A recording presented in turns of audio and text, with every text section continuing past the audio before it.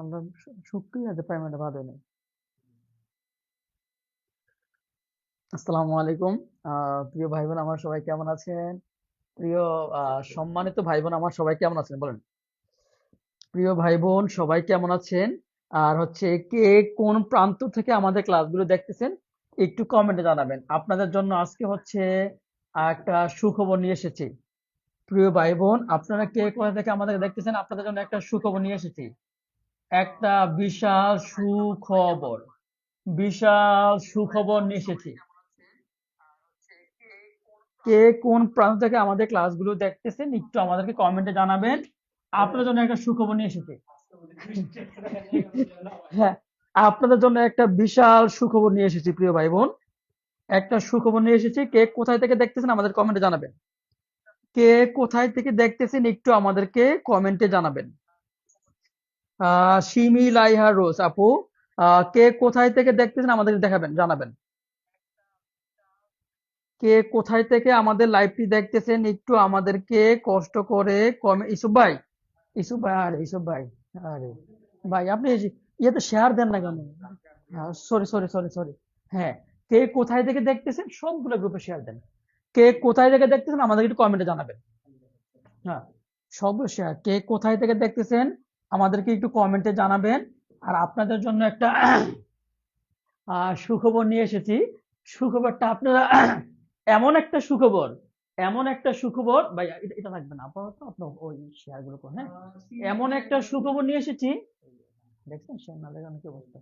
হ্যাঁ, শেয়ার কি জানি বলে, সেই সুখবরটা হচ্ছে আপনি শুনে অবাক হয়ে যাবেন যে এত সুন্দর একটা সুখবর। বলেন, সুখবরটি কে কে শুনতে চান? সুখবরটি কে কে শুনতে চান? সুখবর, সুখবরটি কে কে শুনতে চান একটু আমাদেরকে জানাবেন। সুখবরটি কে কে শুনতে চান? সুখবরটি কে কে শুনতে চান বলেন। সুখবরটি কে কে শুনতে চান? আচ্ছা, সুখবরটি শুনতে গেলে আমি আপনাদেরকে একটা কথা বলবো। সেটা হচ্ছে যারা প্রাইমারি হেডমাস্টার পরীক্ষা দিবেন, প্রাইমারি হেডমাস্টার পরীক্ষার জন্য, প্রাইমারি হেডমাস্টার পরীক্ষার জন্য বাংলায় যে, বাংলায় যে 25, 19তম নিবন্ধন পরীক্ষার জন্য বাংলায় যে 25, ঠিক আছে, তাহলে 25 এ 25 কত হইলো 50। আমি যেই বাংলায় পেইড কোর্স করিয়েছিলাম, আমি যেই বাংলায় পেইড কোর্স করিয়েছিলাম বিগত সময়ে, পেইড কোর্স যেটা কোর্স ফি ছিল 1500 টাকা, শুধু বাংলা পেড কোর্স করেছিলাম, 1500 টাকা ছিল কোর্স ফ্রি। ওই পেড কোর্সের ক্লাস আমি আপনাদেরকে, 1500 টাকার পেড কোর্সের ক্লাস হচ্ছে আমি আপনাদেরকে ফ্রিতে দিয়ে দিব মাত্র 10টা শেয়ার করলে। 10টা যদি আপনি শেয়ার করেন তাহলে আমার বিগত বিগত 4 মাসের পেড কোর্সের, বাংলা পেড কোর্সের 1500 টাকার ক্লাস আমি আপনাদেরকে ইনশাল্লাহ দিয়ে দিব মাত্র 10টা শেয়ার করলেই। আমার বিগত প্রাইমারির এবং বিগত বিগত বাংলা পেড কোর্সের, বাংলা পেড কোর্সের আপনি 40টা ক্লাস পাবেন মাত্র 10টা শেয়ার করে। আপনি 10টা শেয়ার করে ডান লিখুন, ইনশাল্লাহ ইনশাল্লাহ সাথে সাথে 10টা শেয়ারের বিনিময়ে আমি 1500 টাকার পেড কোর্সের 40টা ক্লাসের লিঙ্ক আমি আপনাকে এখনই দিয়ে দিব। 10টা শেয়ারের বিনিময়ে আমি আমার বাংলা রেকর্ড কোর্সের পেড কোর্সের যেটার মূল্য হচ্ছে 1500 টাকা, সেটা আমি আপনাকে সাথে সাথে দিয়ে দিব। যেটা বাংলাদেশের ইতিহাসে এই পর্যন্ত কেউ করে নাই, যেটা বাংলাদেশের ইতিহাসে এই পর্যন্ত কেউ করে নাই, কেউ করবেও না, ঠিক আছে। আপনারা হচ্ছে 10টা করে শেয়ার করেন। 10টা করে শেয়ার করলেই আপনি আমার বাংলা 1500 টাকার মূল্যের পেড কোর্সের ক্লাস আপনি সাথে সাথে পেয়ে যাবেন। একটু লেখেন 10টা শেয়ার ডান, 10টা শেয়ার ডান লিখেন, সাথে সাথে আমি আপনাকে বাংলা পেড কোর্সের 1500 টাকা মূল্যের পেড কোর্সের বাংলা 40টা ক্লাস আপনি ফ্রিতে পেয়ে যাবেন। যার 10টা শেয়ার করে ডান লিখেন, যার 10টা শেয়ার করে ডান লিখেন, ঠিক আছে। যার 10টা শেয়ার করে একটু ডান লিখেন প্রিয় ভাই বোন আমার। 10টা শেয়ার করে কি, 10টা শেয়ার করে ডান লিখেন, ইনশাল্লাহ আমি বাংলা, বাংলা 1500 টাকার মূল্যের পেইড কোর্সের 40টা ক্লাস আমি দিয়ে দিব, শুধু আপনি 10টা শেয়ার করেন। বাংলা পেইড কোর্সের 1500 টাকার মূল্যের 40টা ক্লাস আমি আপনাকে ফ্রিতে দিব, আপনি শুধু 10টা শেয়ার করে ডান লিখেন। এখনই দিয়ে দিব, 10টা শেয়ার দিলেই বাংলা পেইড কোর্সের 40টা ক্লাস আপনাকে আমি কমেন্টে দিয়ে দিব। 10টা শেয়ার করে ডান লিখেন, 10টা শেয়ার করে ডান লিখেন, ঠিক আছে?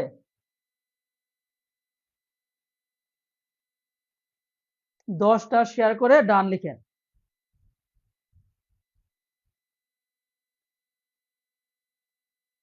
ইসুফ ভাই, ইসুফ ভাই শেয়ার করছেন? ও, এই জন্য তো লাইভ শুনেন না ভাই। এরকম হলে তো কেমন শেয়ার করবেন? হ্যাঁ, দ্রুত শেয়ার করতে, প্রিয় প্রিয় ভাই বোন, 10টা শেয়ার করে ডান লিখেন। আমরা, হ্যাঁ, 10টা শেয়ার করতে হবে। 10টা শেয়ার করে, শেয়ার করে ইসুফ ভাই দিচ্ছেন? 10টা শেয়ার করে ডান লিখেন, মাত্র 10টা শেয়ার। 10টা শেয়ার করে ডান লিখেন। 1500 টাকার মূল্যের বাংলা পেড কোর্সের ক্লাস ইনশাল্লাহ আমরা আপনাকে কমেন্ট বক্সে দিয়ে দিব। পেড কোর্সের কমেন্ট বক্স হিসেবে, হ্যাঁ, সবুজ আহমেদ ভাই, সবুজ আহমেদ ভাই 1500 টাকার মূল্যের পেড কোর্সের বাংলা 40টা ক্লাস ইনশাল্লাহ আপনি ফ্রিতে পেয়ে যাবেন। আপনি একটু কমেন্টে চেক করেন। রাইসুল ইসলাম রাশিল ভাই, ইসুফ ভাই দিছেন? হ্যাঁ, সব জায়গায় দেন, দ্রুত দেন, দ্রুত। হ্যাঁ, রহিম ভাই আপনি 10টা শেয়ার ডান হইলেই আপনি 1500 টাকার মূল্যের বাংলা 40টা পেড কোর্সে ক্লাস পেয়ে যাবেন। 10টা শেয়ার ডান হইলেই আপনি বাংলা পেড কোর্সের 40টা ক্লাস ইনশাল্লাহ আপনি পেয়ে যাবেন, ঠিক আছে? 10টা শেয়ার ডান হইলেই বাংলা পেড কোর্সের 40টা ক্লাস ইনশাল্লাহ আপনি পেয়ে যাবেন। 10টা শেয়ার ডান হইলে প্রিয় ভাই বোন, আপনি বাংলা পেড কোর্সের 40টা ক্লাস ইনশাল্লাহ আপনি পেয়ে যাবেন। তো ভাই, হুম, হ্যাঁ, 10টা শেয়ার ডান, ঠিক আছে? 10টা শেয়ার ডান হইলে ইনশাল্লাহ আপনি বাংলা পেড কোর্সের 40টা ক্লাস ইনশাল্লাহ আপনি পেয়ে যাবেন। হ্যাঁ, দ্রুত শেয়ার করতে হবে, দ্রুত। যারা শেয়ার করেছেন তারা কিন্তু ডান লিখেন, একটু কষ্ট করে ডান লিখেন। প্রিয় ভাই বোন, এখনো কিন্তু যারা শেয়ার করেন নাই তারা একটু দ্রুত শেয়ার করে ডান লিখেন, ঠিক আছে? আপনি 1500 টাকার মূল্যের বাংলা পেড কোর্সের ক্লাস ইনশাল্লাহ আপনি পেয়ে যাবেন। প্রিয় ভাই বোন, আপনি, হ্যাঁ, 10টা শেয়ার করেছি, সজীব ভাইয়া আপনি পাবেন, রিমি ইসলাম আপু আপনি পাবেন ইনশাল্লাহ। সোনিয়া ইসলাম আজকে প্রথম ক্লাস, 10টা শেয়ার ডান, 10টা শেয়ার ডান করতে হবে, ঠিক আছে? স্যার শুরু করে দেন, অন্য অন্য কোনো কিছু তো? স্যার শুরু করে দেন। হুম, আচ্ছা, মাদার যাবো, ঠিক আছে, আপনি যান। আর কোনো কথা বলতে, কোনো অনেক কথা বলছে। ভিতরেই আছে। আচ্ছা। হুম। আসসালামু আলাইকুম প্রিয় ভাই বোন, আপনারা সবাই কেমন আছেন? আমরা শুরু করে দিব ক্লাস। অনেকদিন পর সোহেল স্যার আসলো আপনাদের সাথে দেখা করার জন্য। আমরা কথা দিয়েছিলাম যে 13 বছরের বিগত প্রশ্নগুলো আমরা সলভ করব। তো চলেন আজকে আমরা সাধারণ জ্ঞানের, গতকালকে ক্লাসটা আপনারা অনেকেই করেছেন, প্রায় 10 থেকে 12,000 ভাই বোন গতকালকের ক্লাসটা করেছে। ইনশাআল্লাহ আজকের ক্লাসটা আরো অনেক বেশি ভাই বোন করবে। তো সবাই যদি শেয়ার দিয়ে সাথে থাকেন তাহলে সবাই ক্লাসগুলো করতে পারবে। হ্যাঁ, সবাই ক্লাসগুলো করতে পারবে। তো চলেন আমরা আজকে গুরুত্বপূর্ণ যে টপিকটা আলোচনা করব। আজকে মূলত 3টা টপিক আলোচনা করব এবং সেই টপিক থেকে বিগত বছরে আসা সকল প্রশ্নগুলো আমরা দেখব। টপিক আলোচনা করার পর যে এমসিকিউ প্রশ্নগুলো আসবে সেগুলো বিগত বছরে প্রাইমারি নিবন্ধন এবং বিসিএস আর প্রাইমারি প্রধান শিক্ষক পরীক্ষায় এসেছে, এমন বারবার এসেছে এমন কিছু প্রশ্ন থাকবে। এই টপিক আলোচনা করার পর সেই পরীক্ষা মানে এমসিকিউ গুলো আপনারা অ্যান্সার দিবেন। আশা করছি যদি এভাবে টপিকের পর পর এমসিকিউ গুলো আপনারা দেখেন খুব ভালোভাবে কমপ্লিট হয়ে যাবে। তো আজকের টপিকটা হচ্ছে বাংলাদেশের ভূপ্রকৃতি এবং সেই সাথে বাংলাদেশের নদ নদী নিয়ে আলোচনা করব। বাংলাদেশের ভূপ্রকৃতি এবং নদ নদী নিয়ে আমরা আলোচনা করব। চলেন আমরা শুরু করি।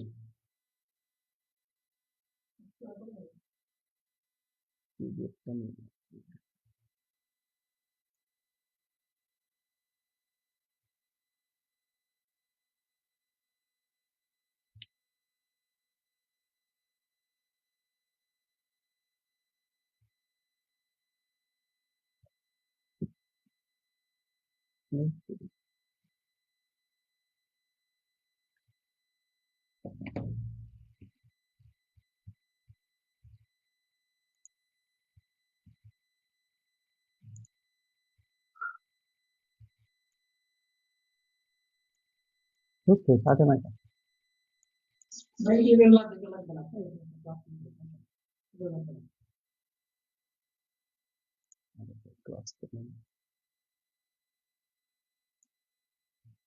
ওকে, তাহলে চলেন আমরা শুরু করে দেই। আমরা আজকে আলোচনা করব হচ্ছে বাংলাদেশের ভূপ্রকৃতি এবং সেই সাথে বাংলাদেশের নদ নদী এবং প্রিভিয়াস কোশ্চেন, অর্থাৎ টপিক পড়বো এবং সেই সাথে কোশ্চেন গুলো আমরা সলভ করব।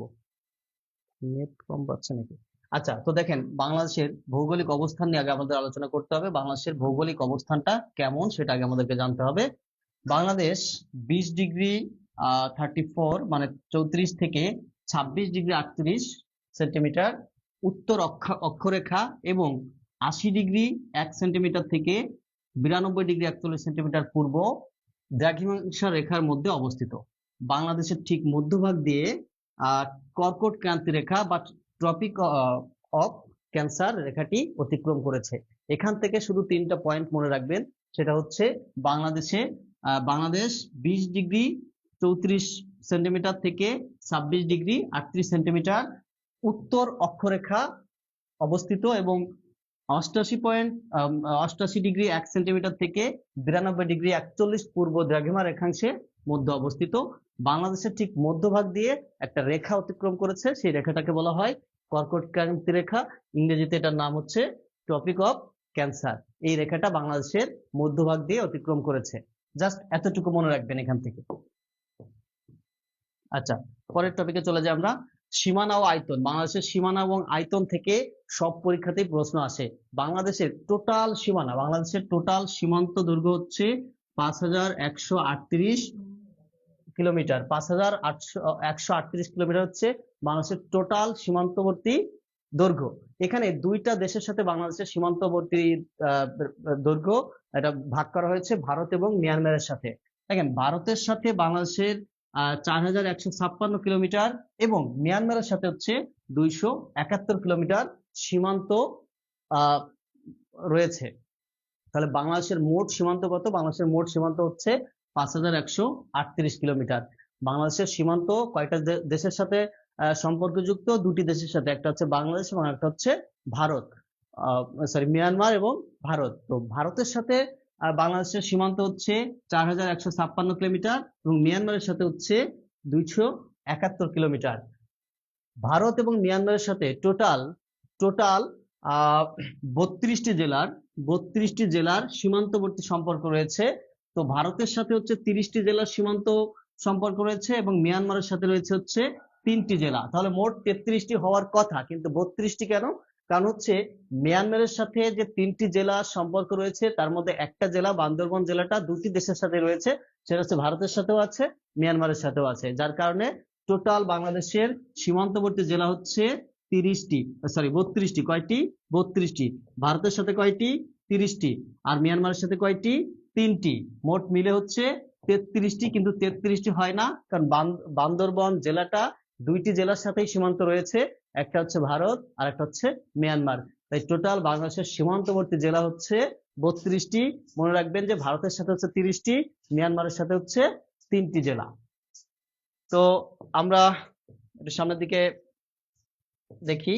বাংলাদেশের ভূপ্রকৃতি। বাংলাদেশের টোটাল ভূপ্রকৃতিকে 3টা ভাগে ভাগ করা হয়েছে, অর্থাৎ বাংলাদেশের যে সীমানাটা, এই সীমানাটার মধ্যে 3 ধরনের ভূমি রয়েছে। নাম্বার 1 হচ্ছে দেখেন টারসারিয়া যুগের পাহাড়, প্যালেস্টাইন যুগের সোপান এবং সাম্প্রতিক কালের প্লাবন ভূমি।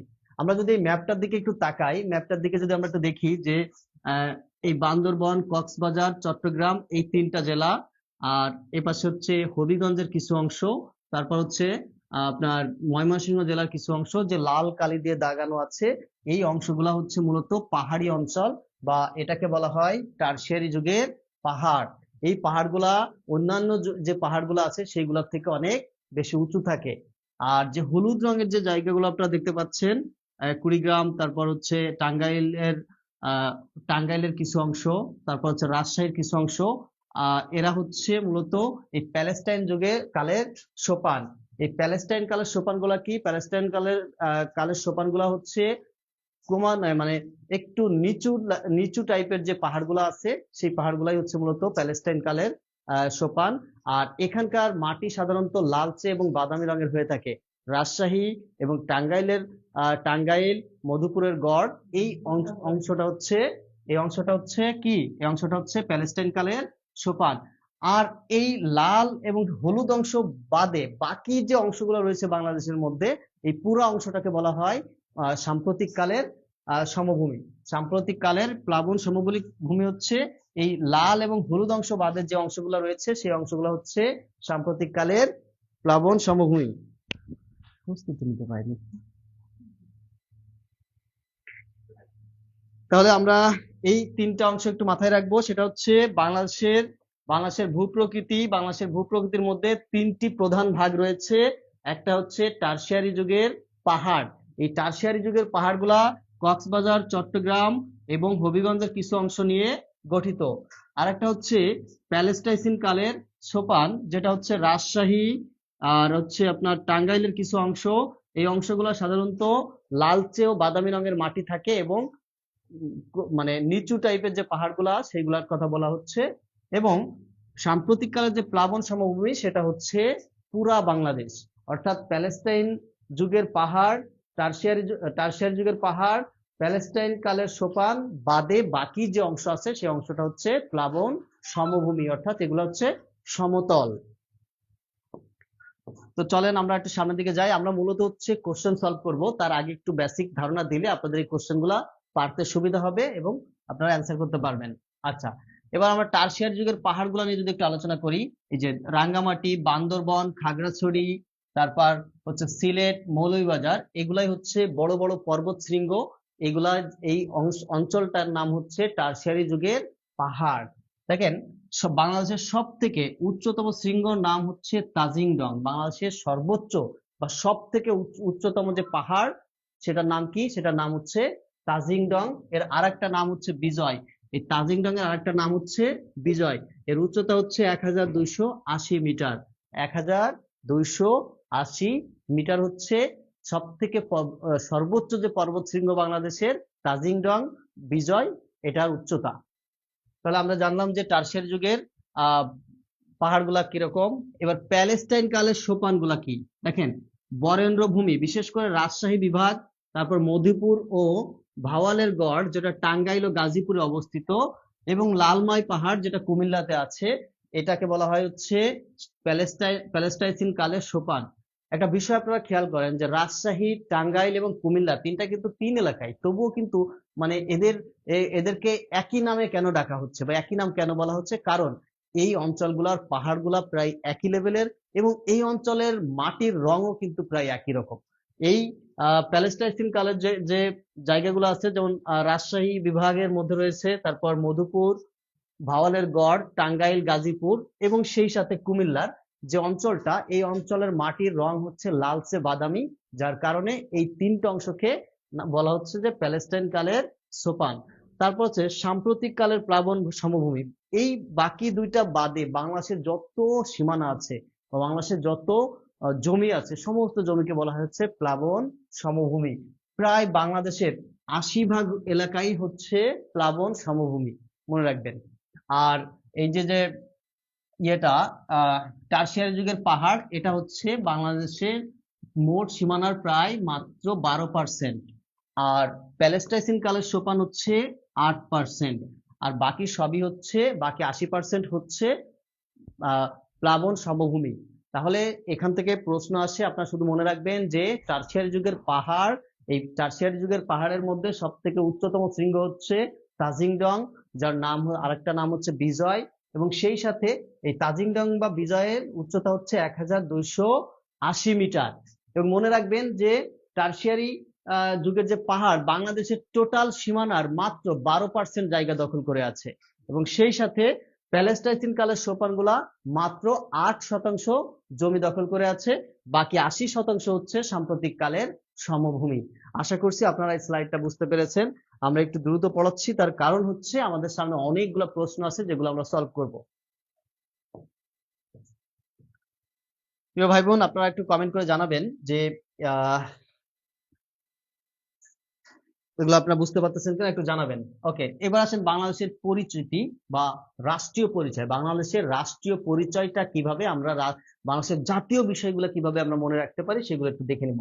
বাংলাদেশে রাষ্ট্রের পূর্ণ নাম হচ্ছে গণপ্রজাতন্ত্রী বাংলাদেশ, যার গভর্নমেন্ট নাম বা পার্লামেন্টারি ডেমোক্রেসি অর্থাৎ গণতান্ত্রিক বাংলাদেশ। আচ্ছা, বাংলাদেশ সংবিধানের ধারা হচ্ছে 11টি এবং তিন ধারার নাম্বার হচ্ছে রাষ্ট্রভাষা বাংলা। কার্যকর সংবিধান হচ্ছে 16 ডিসেম্বর 1972 সাল। এগুলো আমরা আগে পড়েছি, যার কারণে এখানে আমরা বেশি সময় স্টে করবো না। সংবিধান থেকে আমরা আলোচনা করেছি, সংবিধানের ক্লাস কিন্তু পেজে আছে, আপনারা একটু দেখে নেবেন। ঠিক আছে, ওকে। এবার বাংলাদেশের বিভিন্ন দিবস সংক্রান্ত তথ্যগুলো আমরা একটু মনে রাখবো। স্বাধীনতা দিবস সেটা হচ্ছে 16 ডিসেম্বর। বিজয় দিবস হচ্ছে স্বাধীনতা দিবস হচ্ছে 26 মার্চ। বিজয় দিবস হচ্ছে 16 ডিসেম্বর। শহীদ দিবস হচ্ছে 21 ফেব্রুয়ারি। জাতীয় সঙ্গীত হচ্ছে আমার সোনার বাংলা, এর রচয়িতা হচ্ছে রবীন্দ্রনাথ ঠাকুর। জাতীয় প্রতীক হচ্ছে শাপলা, ধান, পাট, 4টি তারা। মনে রাখবেন, এগুলো থেকে কিন্তু প্রচুর পরিমাণে প্রিভিয়াস কোশ্চেন আছে। এগুলো মানে আসলে পড়ানোর কিছু নাই, এগুলো মুখস্থ বিদ্যা। আমি জাস্ট একটু আলোচনা করলে আপনাদের মনে থাকবে, যাতে করে আপনারা এমসিকিউ গুলো আনসার দিতে পারেন। ওকে, জাতীয় পতাকা হচ্ছে সবুজের মধ্যে লাল বৃত্ত। তো আশা করছি আপনারা এটা স্ক্রিনশট রেখেছেন, অথবা পরবর্তীতে কোশ্চেন আসলে আপনারা অ্যান্সার দিতে পারবেন। এবার আসেন বাংলাদেশের আয়তন, বাংলাদেশের সীমান্ত এবং আয়তন। বাংলাদেশের আয়তন হচ্ছে 1,47,570 বর্গ কিলোমিটার। সীমান্ত দৈর্ঘ্য হচ্ছে ভারতের সাথে প্রায় 4,427 কিলোমিটার। এর দক্ষিণে রয়েছে বঙ্গোপসাগর। তাহলে বাংলাদেশের টোটাল আয়তন হচ্ছে 1,47,570 বর্গ কিলোমিটার। ভারতের সাথে সীমান্ত দৈর্ঘ্য হচ্ছে 4,227 কিলোমিটার এবং বাংলাদেশের দক্ষিণে রয়েছে বঙ্গোপসাগর। এগুলো আমরা সবাই কম বেশি জানি, এই জন্য আমরা একটু দ্রুত স্কিপ করতেছি এগুলা। আচ্ছা, তার ভূপ্রকৃতি আমরা পড়েছি, শুধু এখান থেকে একটা কথা মাথায় রাখবেন, সেটা হচ্ছে সর্বোচ্চ শৃঙ্গ হচ্ছে শাখা ফাং বা মদক মুরং। এটা আমরা আগে আলোচনা করে এসেছি, সেটার নাম হচ্ছে তাজিং ডং।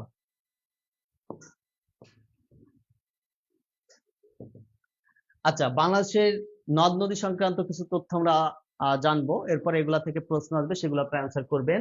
বৃহত্তম নদী, বাংলাদেশের বৃহত্তম নদী হচ্ছে পদ্মা। প্রশস্ততম নদী হচ্ছে যমুনা। গভীরতম নদী হচ্ছে মেঘনা। বাংলাদেশের দীর্ঘতম নদী হচ্ছে মেঘনা এবং পাহাড়ি নদী হচ্ছে একটা মাত্র পাহাড়ি নদী, সেটা হচ্ছে কর্ণফুলী। তাহলে বাংলাদেশের বৃহত্তম নদী কি? পদ্মা। বাংলাদেশের প্রশস্ততম নদী যমুনা। বাংলাদেশের গভীরতম নদী হচ্ছে মেঘনা এবং বাংলাদেশের অংশে দীর্ঘতম নদী হচ্ছে মেঘনা, আর একমাত্র পাহাড়ি নদী হচ্ছে কর্ণফুলী। এই জায়গাটা, এই দুইটা একটু অনেকের কাছে কনফিউশন লাগে যে বৃহত্তম আর দীর্ঘতম ব্যাপারটা কি। দেখেন, পদ্মা নদী তো ভারত থেকে এসেছে, ভারতের যে গঙ্গা সেটা বাংলাদেশে ঢোকার পরে নাম হয়েছে পদ্মা, সেই হিসেবে এটা অনেক বড় নদী, এই জন্য এটাকে বলা হয় বৃহত্তম নদী। কিন্তু বাংলাদেশে ঢোকার পরে সব থেকে দৈর্ঘ্য যে নদীটা সেটা হচ্ছে মেঘনা, সেই হিসেবে বাংলাদেশের মধ্যে দৈর্ঘ্যতম নদীর নাম হচ্ছে মেঘনা, মনে রাখবেন। নেক্সট স্লাইডে চলে যাই আমরা। এবার দেখব যে কোন নদীটা কোথা থেকে উৎপত্তি হয়েছে বা কোথা থেকে সৃষ্টি হয়েছে, সেটা একটু দেখব। পদ্মা নদী ভারতের গঙ্গা থেকে সৃষ্টি হয়েছে। যমুনা নদীর সৃষ্টি হয়েছে ব্রহ্মপুত্র থেকে। মেঘনা নদী তৈরি হয়েছে হচ্ছে বরাক নদী থেকে। আর তিস্তা নদী হচ্ছে হিমালয়ের হিমবাহ থেকে। আর কর্ণফুলী নদী হচ্ছে লুসাই পাহাড় থেকে। তাহলে আমরা জানলাম যে বাংলাদেশের কোন নদী দীর্ঘতম, কোনটা প্রশস্ততম, কোনটা গভীরতম। এগুলো জানার পর পরবর্তীতে আমরা জানবো যে কোন নদীর উৎপত্তি স্থল কোথায়। যেমন পদ্মা নদীর উৎপত্তি হচ্ছে গঙ্গা নদী থেকে, তাহলে পদ্মা নদীর উৎপত্তি কি? গঙ্গা নদী থেকে। তারপর হচ্ছে যমুনা নদীর উৎপত্তি হচ্ছে ব্রহ্মপুত্র থেকে। পুরাতন ব্রহ্মপুত্র যখন বাংলাদেশে প্রবেশ করে, সেখান থেকে দুইটা ধারা প্রবাহিত হয়, একটা হচ্ছে যমুনা, আর একটা ব্রহ্মপুত্র। হ্যাঁ, তারপর মেঘনা নদী উৎপত্তি হচ্ছে বরাক থেকে, আবার তিস্তা নদীর উৎপত্তি হচ্ছে হিমালয় থেকে, কর্ণফুলী নদীর উৎপত্তি হচ্ছে লুসাই পাহাড় থেকে। এটি একমাত্র পাহাড়ি নদী বাংলাদেশে। প্রিয় ভাই বোন সবাই একটু কমেন্টে জানাবেন যে আপনারা বুঝতে পারতেছেন কিনা।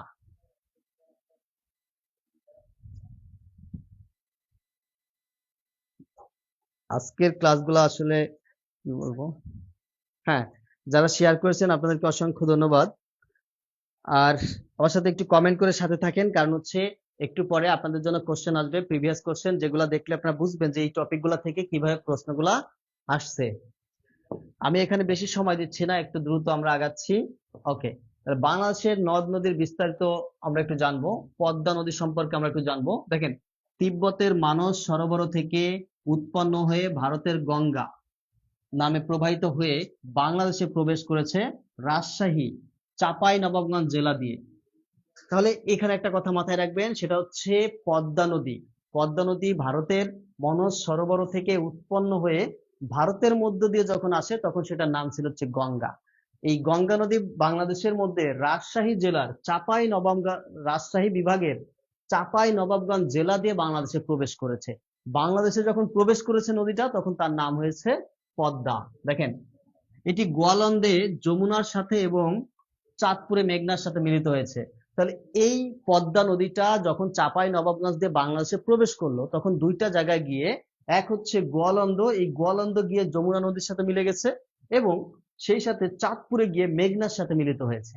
তার মানে বিষয়টা হচ্ছে এরকম, যে আমি একটু আপনাদেরকে যদি ইয়ে করে দেখাই, যে এখান থেকে পদ্মা নদী যখন উৎপত্তি হলো, তখন এই জায়গা গোয়ালন্দ থেকে একটা নদী চলে গেল, এটার নাম হচ্ছে যমুনা। যমুনা এইখানে গিয়ে চাঁদপুরে গিয়ে আরেকটার সাথে মিলিত হয়েছে, এখান থেকে আরেকটা নদী চলে গেছে, সেটার নাম হচ্ছে মেঘনা।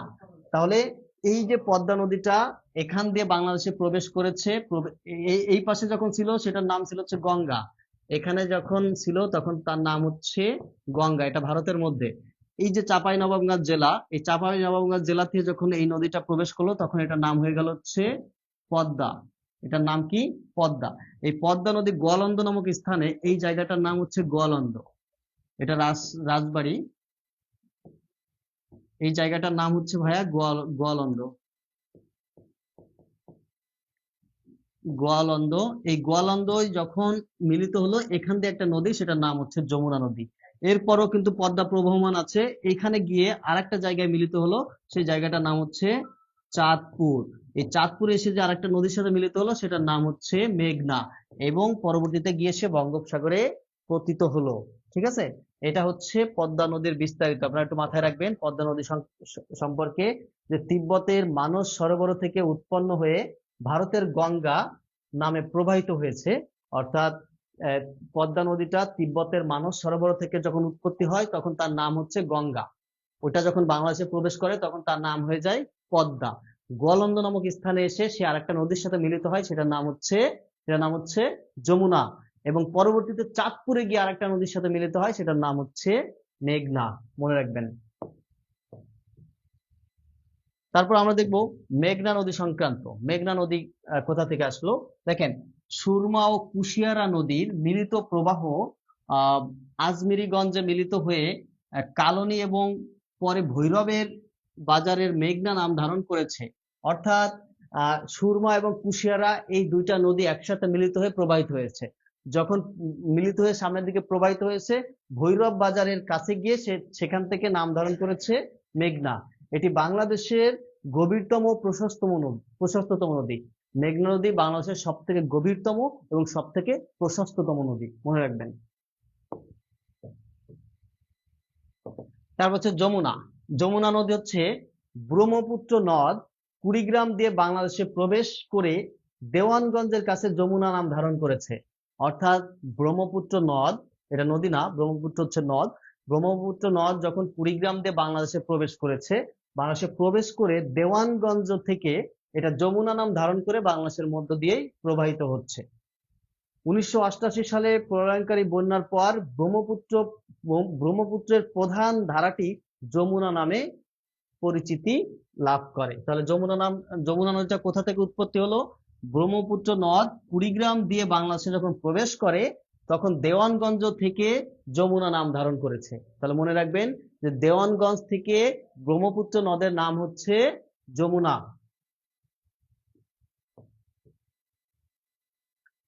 আচ্ছা, তারপর হচ্ছে সীমান্তবর্তী নদী। সীমান্তবর্তী নদী সম্পর্কে জানবেন যে বাংলাদেশ ও ভারতের মধ্যে অভিন্ন নদী হচ্ছে 54টি। বাংলাদেশ এবং ভারতের সাথে টোটাল আমাদের নদীর যে সম্পর্কটা সেটা হচ্ছে টোটাল কয়টি? 54টি নদী রয়েছে বাংলাদেশ এবং ভারতের সাথে। সীমান্ত মানে বাংলাদেশ এবং ভারতের মধ্য দিয়ে প্রবাহিত হয়েছে সেরকম নদী হচ্ছে কয়টি? 54টি।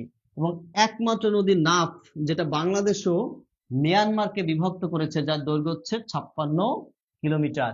তার মানে ভারত এবং বাংলাদেশের মধ্যে নদীর সম্পর্ক আছে হচ্ছে 54টি, এবং মিয়ানমার এবং বাংলাদেশকে আলাদা করেছে একটা নদী, সেটার নাম হচ্ছে নাফ নদী, যার যার দৈর্ঘ্য হচ্ছে 56 কিলোমিটার। এবং টোটাল বাংলাদেশে 700+ নদ নদী রয়েছে।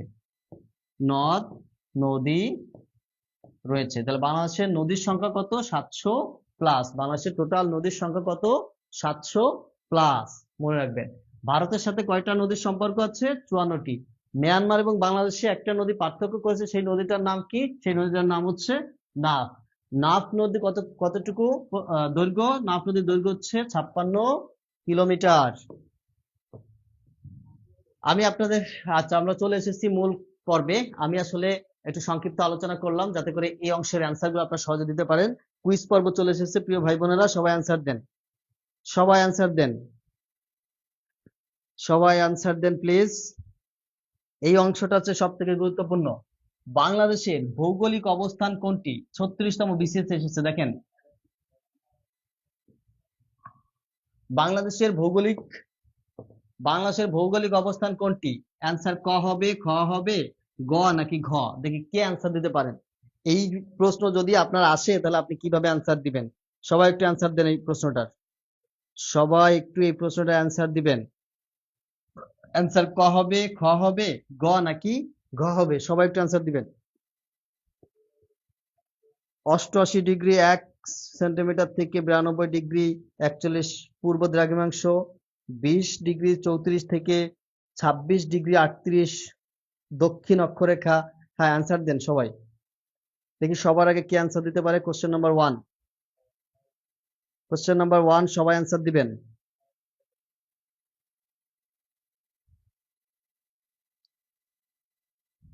সবার আগে ফারজানা অ্যান্সার করেছেন যে 1 গ। হ্যাঁ, বাকিরা কই? বাকিরা সবাই অ্যান্সার দিবেন। যে 61 জন লাইভে আছেন সবাই অ্যান্সার দিবেন। মিতু আহমেদ লিখেছেন 1 ঘ, আর রাজিয়া সুলতানা 1 বি, সুমি 1 বি, শাহজাহান কুমার 1 খ মানে বি, কাজল বৈদ্য হচ্ছে গ। আচ্ছা ভাইরা, সর্বপ্রথম আমি এটা আলোচনা করেছিলাম, তবে এটা আসলে একটু বিদঘুটে টাইপের, তো একটু পড়াতে তো বিশ্রী লাগে, এটা মুখস্থ রাখবেন, মুখস্থ করে ফেলবেন, ঠিক আছে?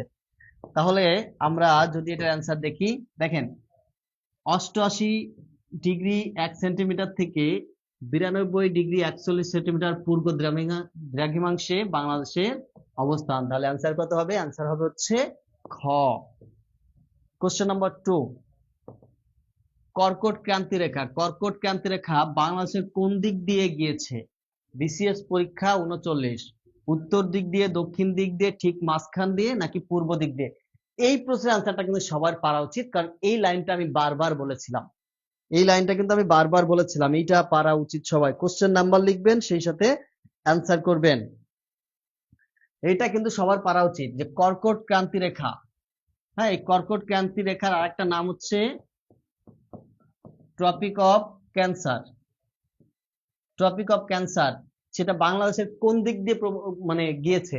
এক হচ্ছে উত্তর দিক দিয়ে, দক্ষিণ দিক দিয়ে, ঠিক মাঝখান দিয়ে, নাকি পূর্ব দিক দিয়ে? এটার অ্যান্সার কিন্তু সবার পারা উচিত। এটা দেখেন, এই প্রশ্নটা 39তম বিসিএস পরীক্ষায় এসেছে।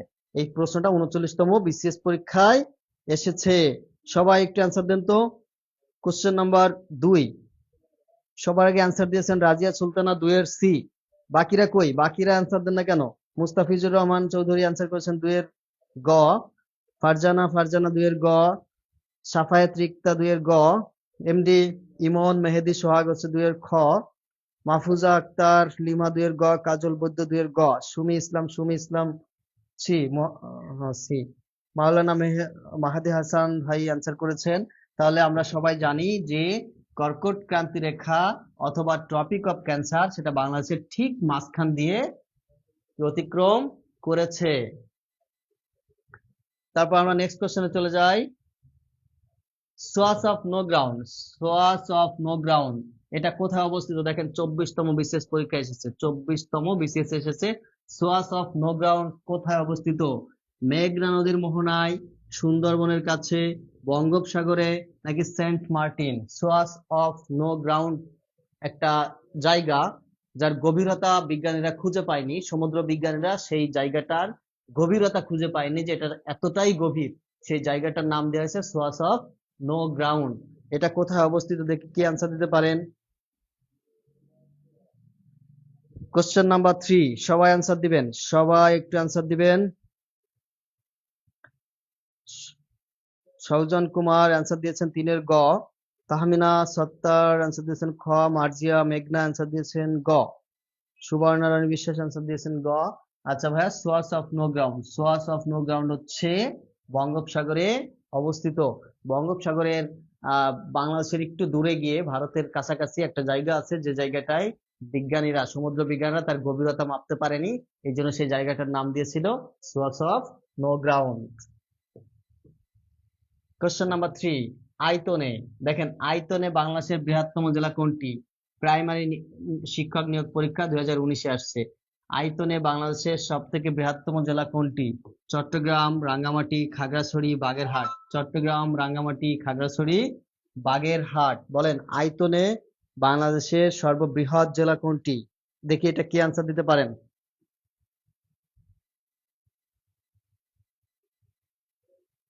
হ্যাঁ, সবাই অ্যান্সার দিবেন, সবাই একটু অ্যান্সার দিবেন যে আয়তনে বাংলাদেশের সর্ববৃহৎ জেলা কোনটি। কোশ্চেন নাম্বার 4, 4-এর পলাশ কুমার মাহাতো সবার আগে অ্যান্সার দিয়েছেন খ, এমডি পাপুল খ, শারমিন জাহান গ, দুলাল এসকে 3, সুভাষ মাহাতো লিখেছেন গ, আর সুজন কুমার লিখেছেন খ। আচ্ছা ভাইরা, তাহলে একটু মনে রাখবেন যে বাংলাদেশের সব থেকে বৃহত্তম জেলা, বাংলাদেশের সব থেকে বৃহত্তম জেলা হচ্ছে রাঙ্গামাটি, আর ক্ষুদ্রতম হচ্ছে নারায়ণগঞ্জ, নারায়ণগঞ্জ। আয়তনে বৃহত্তম জেলা হচ্ছে রাঙ্গামাটি এবং আয়তনে ক্ষুদ্রতম জেলা হচ্ছে নারায়ণগঞ্জ, মনে রাখবেন। বাংলাদেশের কোন জেলাটি ভারত ও মিয়ানমারের উভয় দেশের সীমান্তে অবস্থিত? 37তম বিসিএস পরীক্ষা এসেছে। বান্দরবন, কক্সবাজার, রাঙ্গামাটি, খাগড়াছড়ি। সম্ভবত এটা আমি তখন ভুল বলেছিলাম। সবাই একটু অ্যান্সার দিবেন যে বাংলাদেশের কোন জেলাটি ভারত এবং মিয়ানমার দুইটা দেশের সাথেই সীমান্ত সম্পর্ক রয়েছে?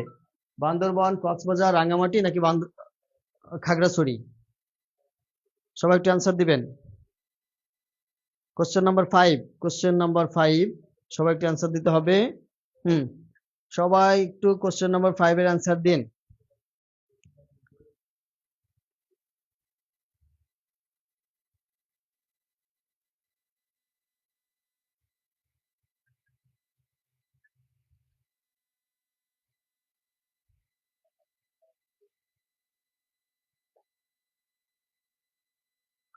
তাহলে দেখেন, বাংলাদেশের যে সীমান্ত, বাংলাদেশ একটা জায়গায় এসে এরকম হয়েছে, এই যে এইভাবে চলে এসেছে, এইভাবে এসেছে। তো এখানে একটা জেলা আছে, এইখানে একটা জেলা, এই পাশটা হচ্ছে ভারত, এই পাশটা ভারত, আর এই পাশটা হচ্ছে মিয়ানমার। এখানে একটা জেলা আছে, সেই জেলাটার নাম কি? সেই জেলাটার নাম হচ্ছে রাঙ্গামাটি। সেই জেলাটার নাম কি? রাঙ্গামাটি। আচ্ছা, পরবর্তী কোশ্চেন, উপকূল হতে বাংলাদেশের অর্থনৈতিক সমুদ্র সীমানা কত? বাংলাদেশের অর্থনৈতিক সমুদ্র সীমানা কত? বাংলাদেশের অর্থনৈতিক সমুদ্র সীমানা কত? দেখেন, বাংলাদেশের এই যে এইভাবে যখন হয়েছে, ম্যাপটা করা হয়েছে, তো এখান থেকে শুরু করে বাংলাদেশের সমুদ্র সীমানাকে কয়েকটা ভাগে ভাগ করা হয়েছে। অর্থনৈতিক সমুদ্র, তারপরে বাণিজ্যিক সমুদ্র। হ্যাঁ, তো অর্থনৈতিক সমুদ্রটা হচ্ছে সব থেকে কাছে, যেটা আছে কাছের যে অংশটা, এই অংশটা হচ্ছে অর্থনৈতিক সমুদ্র। সরি, কাছে না, দ্বিতীয় অংশটা, অর্থাৎ এখান থেকে শুরু করে দ্বিতীয় অংশটা হচ্ছে অর্থনৈতিক সমুদ্র। এই অংশটার মধ্য থেকে বাংলাদেশ স্বাধীনভাবে সমস্ত কিছু উত্তোলন করতে পারবে, সামুদ্রিক আহ মৎস্য শিকার থেকে শুরু করে খনিজ সম্পদ থেকে শুরু করে সমস্ত কিছু স্বাধীনভাবে বাংলাদেশ ব্যবহার করতে পারবে। এটা কি 12 নটিক্যাল মাইল, নাকি 200 নটিক্যাল মাইল, নাকি 350, নাকি 50 নটিক্যাল মাইল? বলেন তো এটার অ্যান্সার কি হবে? বাংলাদেশের অর্থনৈতিক সমুদ্র সীমানা বলা হয়েছে, বাংলাদেশের অর্থনৈতিক সমুদ্র সীমানা। এটা 10তম বিসিএস পরীক্ষা এসেছে। কোশ্চেন নাম্বার কত? Question number 6। কোশ্চেন নাম্বার 6 এর শাহ আলম ভাই সবার আগে অ্যান্সার করেছেন, পাপুল ভাই অ্যান্সার করেছেন সঠিক অ্যান্সার, মাহফুজা আক্তার অ্যান্সার করেছেন ভুল, রাতহীন স্বপ্ন স্বপ্ন অ্যান্সার করেছেন সঠিক। তাহলে বাংলাদেশের অর্থনৈতিক সমুদ্র হচ্ছে 200 নটিক্যাল মাইল, মনে রাখবেন। আর এই যে 12 নটিক্যাল মাইল, যেটা এই যে 12 নটিক্যাল মাইল, এটাকে বলা হয় একচ্ছত্র একচ্ছত্র সমুদ্র সমুদ্র সীমা। একচ্ছত্র সমুদ্র সীমা হচ্ছে 12 নটিক্যাল মাইল, মনে রাখবেন। ভারতের সাথে বাংলাদেশের সীমান্ত জেলা কতটি? এই যে প্রাইমারি শিক্ষক নিয়োগ পরীক্ষা 2014-তে এসেছে, 28টি, 29টি, 30টি, নাকি 32টি? আমরা সবাই জানি যে বাংলাদেশের সীমান্তবর্তী জেলা হচ্ছে 32টি। তো মিয়ানমারের সাথে আছে হচ্ছে 3টি। তাহলে ভারতের সাথে কয়টা? ভারতের সাথে কয়টি? দেখি এটার অ্যান্সার কে দিতে পারে। ভারতের সাথে কয়টি? দেখি কে অ্যান্সার দিতে পারে। এটার অ্যান্সার কিন্তু একটু ক্রিটিক্যাল, এটা আসে পরীক্ষায়। হ্যাঁ, এই 7 নাম্বার প্রশ্ন পরীক্ষাতে আসে। সজন ভাই অ্যান্সার করেছেন গ, পাপুল ভাই অ্যান্সার করেছেন গ, মোস্তাফিজুর রহমান অ্যান্সার করেছেন গ, হ্যাঁ, পলাশ কুমার মাহাতো অ্যান্সার করেছেন ক। আচ্ছা ভাইয়া, তাহলে 28টি হবে না। দেখেন, বাংলাদেশের সাথে এই যে ভারতের সাথে বলা হয়েছে, ভারতের সাথে বাংলাদেশের সীমান্তবর্তী জেলা হচ্ছে 20টি, আর মিয়ানমারের সাথে আছে হচ্ছে 3টি, টোটাল মিলে হচ্ছে 32টি। ঠিক আছে, ওকে। দক্ষিণ তালপট্টি দ্বীপ কোন নদীর মোহনায় অবস্থিত? 30তম বিসিএস পরীক্ষা এসেছে, 30তম বিসিএস এ নাফ নদী, পশুর নদী, হাড়িয়াভাঙ্গা এবং কালিন্দী নদী। বলেন তো দক্ষিণ তালপট্টি দ্বীপ কোন নদীর মোহনায় অবস্থিত? বলেন, দক্ষিণ তালপট্টি দ্বীপ কোন নদীর মোহনায় অবস্থিত? এটাও পারা উচিত। আমরা এটা একটা ক্লাসে করেছিলাম, কবে জানি এই ক্লাসটা হয়েছিল জানি না, তবে এই ক্লাসটা মনে হচ্ছে যে আমরা করেছিলাম। দক্ষিণ তালপট্টি দ্বীপ কোন নদীর মোহনায় অবস্থিত? নাফ নদী, পশুর নদী, হাড়িয়াভাঙ্গা, নাকি কালিন্দী নদী? এটার অ্যান্সার সবাই দিতে হবে, সবাই অ্যান্সার দিতে হবে। কিন্তু অনেক প্রশ্ন, যদি সবাই দ্রুত অ্যান্সার দিয়ে দেন তাহলে কমপ্লিট হয়ে যাবে। আমরা 30টা প্রশ্ন সলভ করবো আজকে। আজকে আমরা কয়টা প্রশ্ন সলভ করব? আজকে আমরা 30টা কোশ্চেন সলভ করবো। হ্যাঁ, 30টা। এই 30টা থেকে আপনি 2টা প্রশ্ন কমন পাবেন। এগুলা খুবই মানে আসার মতো প্রশ্ন, এবং এগুলো আসে বারবার। সবাই একটা অ্যান্সার দিবেন। Question number 8। আচ্ছা, দক্ষিণ তালপট্টি দ্বীপ হচ্ছে হাড়িয়াভাঙ্গা নদীর মোহনায় অবস্থিত। তারপর হচ্ছে দেখেন, পদ্মা ও যমুনা নদী কোথায় মিলিত হয়েছে? কোশ্চেন নাম্বার 9, 32তম বিসিএস আসছে। গোয়ালন্দ, চাঁদপুর, ভৈরব, নাকি আরিচা?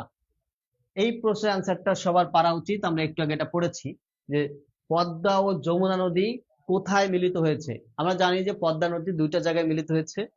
পদ্মা নদী দুইটা জায়গায় মিলিত হয়েছে, একটা জায়গা হচ্ছে পদ্মা ও মেঘনা, আর একটা জায়গা হচ্ছে পদ্মা ও যমুনা। তো এখানে বলা হয়েছে যে পদ্মা ও যমুনা নদী কোথায় মিলিত হয়েছে। দেখি কে আনসার দিতে পারেন। পদ্মা ও যমুনা নদী কোথায় মিলিত হয়েছে? আমি আপনাদেরকে একটু আগে দেখাইছি যে পদ্মা নদী ভারত থেকে যখন এই যে চাঁপাইনবাবগঞ্জে প্রবেশ করে, এই জায়গাটা যমুনার সাথে মিলিত হয়, এই জায়গাটা যমুনার সাথে মিলিত হয়। ঠিক এইভাবে সামনে গিয়ে আরেকটা জায়গা, সেই জায়গাটা হচ্ছে মেঘনার সাথে মিলিত হয়, মেঘনার সাথে মিলিত হয়। তো এই জায়গার কথা বলা হয়েছে, যে জায়গাটা মিলিত হয়, তো এই জায়গাটার নাম হচ্ছে গোয়ালন্দ। আর এই যে যে জায়গাটা মিলিত হয় সেই জায়গাটার নাম হচ্ছে চাঁদপুর। তাহলে দুইটা প্রশ্ন একই সাথে মাথায় রাখবেন, যে পদ্মা নদী চাঁপাই নবাবগঞ্জে প্রবেশ করেছে, সর্বপ্রথম গোয়ালন্দ এসে যমুনা নদীর সাথে মিলিত হয়েছে, এবং চাঁদপুরে গিয়ে মেঘনা নদীর সাথে মিলিত হয়েছে। তো সবাই একটু অ্যান্সার দিবেন প্লিজ। কোশ্চেন নাম্বার 10, বাংলাদেশের একমাত্র প্রবাল দ্বীপ কোনটি 11তম বিসিএস পরীক্ষায়? কুতুবদিয়া, সেন্ট মার্টিন, মহেশখালী নাকি মনপুরা? সবাই একটু অ্যান্সার দেন তো এটা, সবাই অ্যান্সার দিবেন।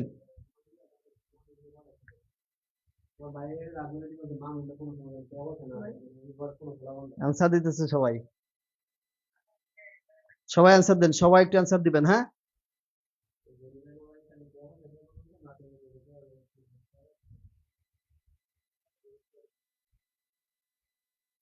সবাই প্রিয় ভাই বোন সবাই একটু অ্যান্সার দিবেন, তাহলে কিন্তু ভালো লাগে। আপনারা অনেকেই আছে কমেন্ট করতে চান না, এই কমেন্ট না করলে এগুলো জীবনে কখনোই আপনার কিন্তু মনে থাকবে না। ঠিক আছে, প্রচুর পরিমাণে কমেন্ট করতে হবে, তাহলে মনে থাকবে। তাহলে আমাদের কোশ্চেন হচ্ছে কি, বাংলাদেশের একমাত্র প্রবাল দ্বীপ, বাংলাদেশের একমাত্র প্রবাল দ্বীপ, মানে বাংলাদেশের প্রবাল দ্বীপ আছে কয়টা? একটা। সেটা কি? সেটা হচ্ছে, বলেন তো, সেটা হচ্ছে সেন্ট মার্টিন। সেই দ্বীপটার নাম কি? Saint Martin. Question number 11, Brahmaputra নদ বাংলাদেশে কোন জেলা দিয়ে প্রবেশ করেছে? 14তম বিসিএস পরীক্ষায় এসেছে। জামালপুর, কুড়িগ্রাম, গাইবান্ধা নাকি সুনামগঞ্জ? জামালপুর, কুড়িগ্রাম, গাইবান্ধা নাকি সুনামগঞ্জ? ব্রহ্মপুত্র নদ বাংলাদেশের কোন জেলা দিয়ে প্রবেশ করেছে? আমি একটু আগে আপনাদেরকে বলেছিলাম যে বাংলাদেশের একটা জেলা দিয়ে প্রবেশ করে সেখানে এসে আরেকটা নাম ধারণ করেছে, তাই না? তো এবার বলেন তো সেই জেলাটার নাম কি, কোন জেলা দিয়ে প্রবেশ করেছে? ব্রহ্মপুত্র নদ বাংলাদেশের কোন জেলা দিয়ে প্রবেশ করেছে? 14তম বিসিএস পরীক্ষায় এসেছে।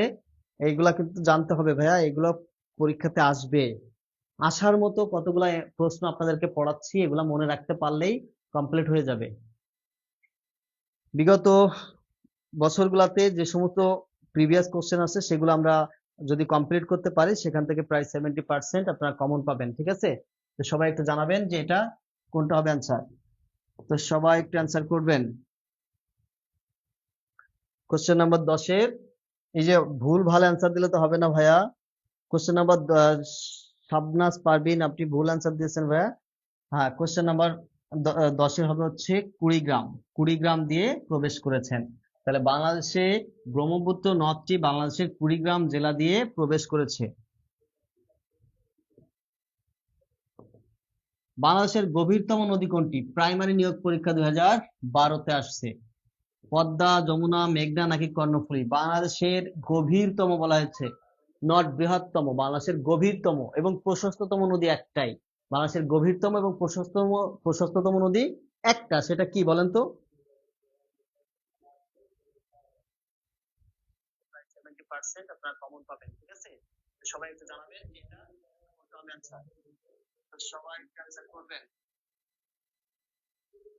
কোশ্চেন নাম্বার 10-এর, হ্যাঁ সবাই একটু বলেন, সবাই বলেন যে বাংলাদেশ, আমরা যেটা ছিলাম সেটা হচ্ছে বাংলাদেশের গভীরতম নদী কোনটি? বাংলাদেশের গভীরতম নদী কোনটি?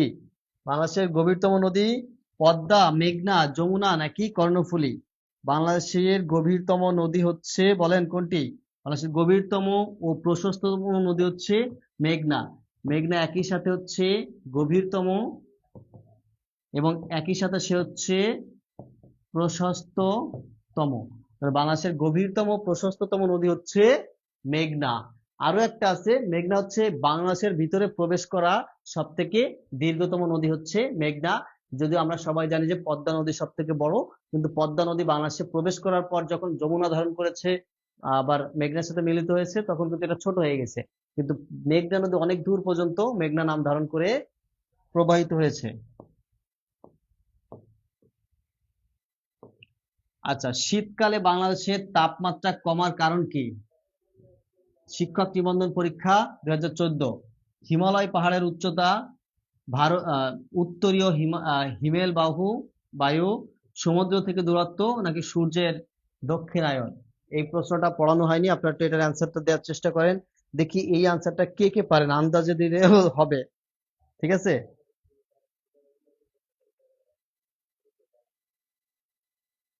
মানে শীতকালে বাংলাদেশের তাপমাত্রা কেন কমে, এটা কিন্তু নিজেই বলা যায় বা এটা অনুমান করে বলা যায়, কারণ বাংলাদেশের উত্তরে রয়েছে হিমালয় পর্বত।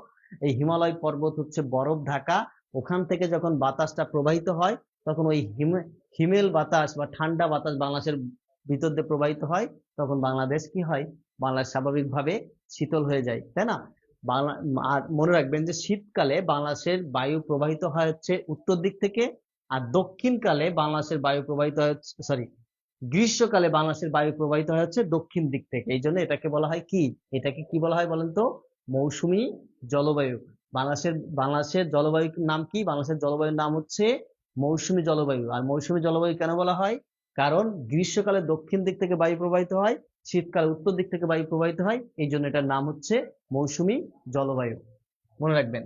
তাহলে এটা হচ্ছে, সরি, অ্যান্সার হবে হচ্ছে উত্তরের হিমেল বায়ু থেকে।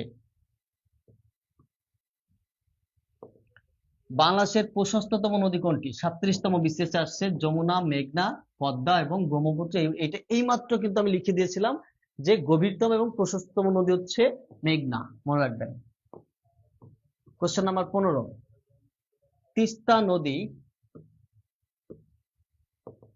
তিস্তা নদী কোথায় যমুনার সাথে মিলিত হয়েছে? প্রাইমারি পরীক্ষা 2010।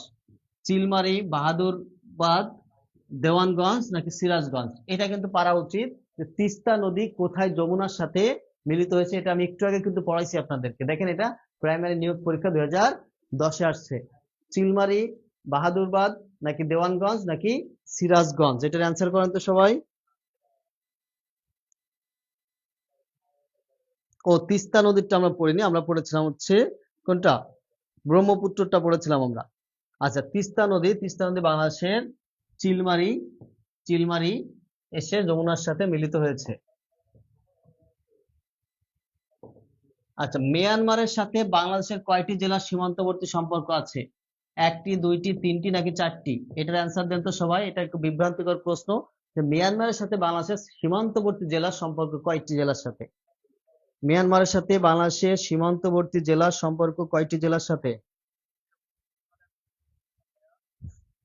সবাই একটু অ্যান্সার দিবেন সবাই। আরেকটা কথা, আপনার ক্লাসগুলো শেয়ার দেন না, খুবই খারাপ লাগে। সারা দিন কষ্ট করে স্লাইড বানাই, আর এসে আপনাদের এখান থেকে মানে রাত্রে ক্লাস নিই, আপনারা শেয়ার দেন না। এটা আসলে খুবই খুবই খুবই দুঃখের বিষয়। প্রিয় ভাই বোন, এখনো 60-70 জন ভাই বোন রয়েছেন। আপনারা যদি একটা করে শেয়ার দেন তবুও 60টা শেয়ার বেড়ে যাবে। তো আমি চাচ্ছি যে এখন আপনারা কমপক্ষে সবাই একটা করে শেয়ার দিয়ে দিন, জাস্ট একটা শেয়ার দিয়ে দিবেন, ঠিক আছে? আমরা 30টা কোশ্চেন আজকে সলভ করব এবং এই 30টা কোশ্চেন থেকে আপনি একটা দুইটা প্রশ্ন কমন পাবেন ইনশাআল্লাহ। তাহলে বাংলাদেশের সাথে মিয়ানমারের কয়টি জেলা? 3টি জেলা। আর ভারতের সাথে কয়টি? 30টি। মোট হচ্ছে কয়টি? মোট হচ্ছে 32টি। কারণ রাঙ্গামাটি জেলাটা ভারত এবং মিয়ানমার দুইটার সাথেই আছে। আচ্ছা, বরেন্দ্র ভূমি বলতে কোন এলাকাকে বোঝায়? 10তম বিসিএস পরীক্ষা এসেছে। চট্টগ্রাম অঞ্চল, রাজশাহী অঞ্চল, খুলনা অঞ্চল নাকি সিলেট অঞ্চল? বলেন তো, বরেন্দ্র ভূমি বলতে আসলে কোন অঞ্চলকে বোঝায়? এই প্রশ্নের অ্যান্সারটা কে দিতে পারবেন? আমরা দেখেছিলাম যে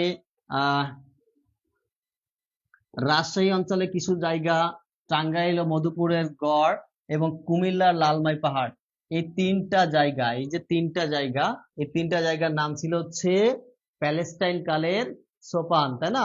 কারণ এই তিনটা জায়গার মাটির রং একই রকম, লালচে ও বাদামি। এবং এটা ছিল টাঙ্গাইল এবং গাজীপুরের কিছু অংশ, আর এটা হচ্ছে রাজশাহীর কিছু অংশ।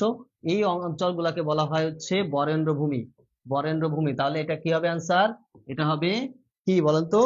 অ্যান্সার কি হবে?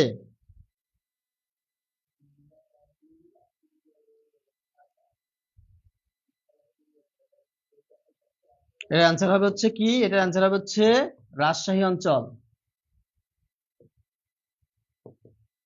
হিমছড়ি কোন শহরের নিকটবর্তী অবস্থিত? 27তম বিসিএস। চট্টগ্রাম, রাঙ্গামাটি, কক্সবাজার নাকি বান্দরবান?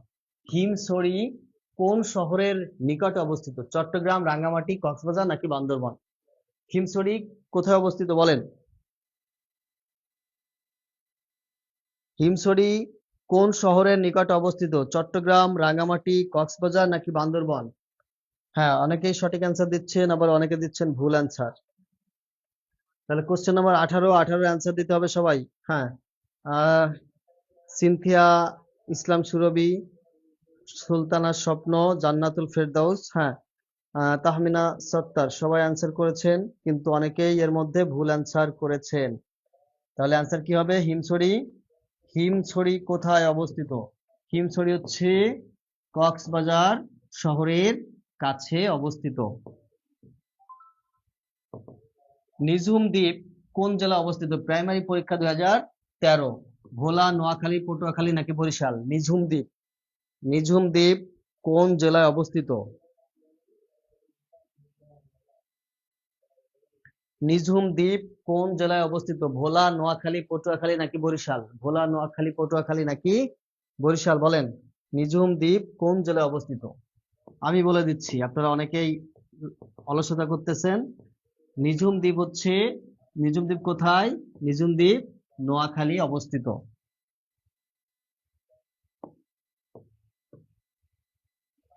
আচ্ছা, কোশ্চেন নাম্বার 20, কোশ্চেন নাম্বার 20 সবাই অ্যান্সার দিবেন। বাংলাদেশের আবহাওয়া অধিদপ্তর কোন মন্ত্রণালয়ের অধীনে রয়েছে? সেটা হচ্ছে 29তম বিসিএস। কৃষি মন্ত্রণালয়, বিজ্ঞান ও প্রযুক্তি মন্ত্রণালয়, প্রতিরক্ষা মন্ত্রণালয় নাকি পরিবেশ মন্ত্রণালয়? বাংলাদেশের আবহাওয়া অধিদপ্তর কোন মন্ত্রণালয়ের অধীনে কাজ করে? এই যে আবহাওয়া গবেষণা করা হয়, আবহাওয়ার যত যা কিছু করা হয় সমস্ত কিছু কোন একটা মন্ত্রণালয়ের অধীনে করা হয়, সেটা কোনটা? প্রতিরক্ষা মন্ত্রণালয় নাকি পরিবেশ ও বন মন্ত্রণালয়? এটা একটু অ্যান্সার দেন তো। এটা আমি এটা এটা পড়াইছিলাম ভাইয়া, এটা কবে যেন পড়াইছিলাম, এটা আমার মনে নেই, তবে এটা পড়ানো হচ্ছে যে এই বাংলাদেশের আবহাওয়া অধিদপ্তর, বাংলাদেশের আবহাওয়া অধিদপ্তর হচ্ছে প্রতিরক্ষা মন্ত্রণালয়ের অধীন। পরিবেশ ও বন মন্ত্রণালয় না, এটা হচ্ছে প্রতিরক্ষা মন্ত্রণালয়ের অধীন। কারণ আবহাওয়া যখন খারাপ হয় তখন ঘূর্ণিঝড়, জলোচ্ছ্বাস, বন্যা হয়, আর সেগুলা প্রতিরোধ করার জন্য প্রতিরক্ষা বাহিনীর মানে মন্ত্রণালয় কাজ করে থাকে। চলন বিল কোথায় অবস্থিত? 21তম বিশেষ পরীক্ষা আসছে। বগুড়া ও সিরাজগঞ্জ, নাটোর ও সিরাজগঞ্জ, পাবনা ও নাটোর, রাজশাহী ও নাটোর। বলেন তো চলন বিল কোথায় অবস্থিত?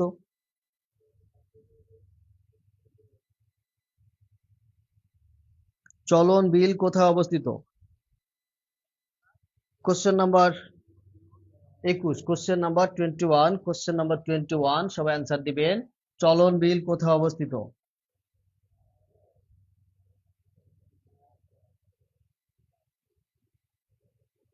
চলন বিল কোথায় অবস্থিত?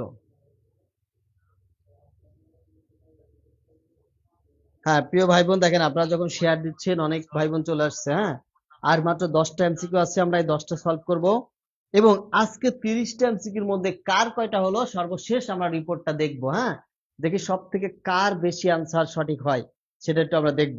এগুলো আমরা এখন পড়েছি বা দু একটা ক্লাস আগে পড়েছি, কম বেশি পড়া এগুলা কিন্তু। বাট আপনাদের কি করতে হবে? আপনাদের এগুলা অ্যান্সার দিতে হবে। অ্যান্সার দিলে আমরা বুঝবো যে না আপনারা বুঝতে পারতেছেন বা এগুলা আপনার।